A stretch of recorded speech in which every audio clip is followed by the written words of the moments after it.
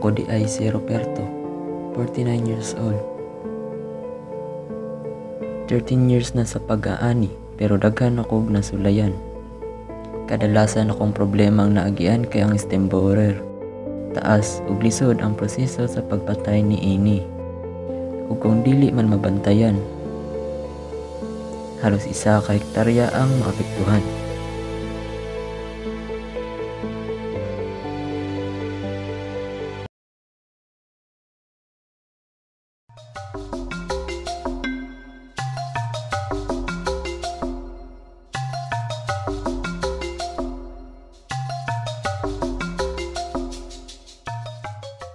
Ako di ay si Irene Villamor, 23 na ko katuig nagbasak.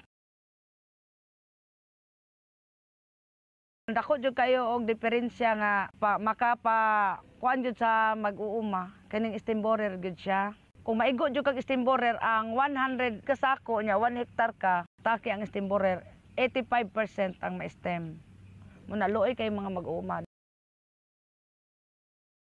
Ay lagi yung makakita gitag insakto nga mga insecticide ba nga kuan ana. Tambal para pampatay ana.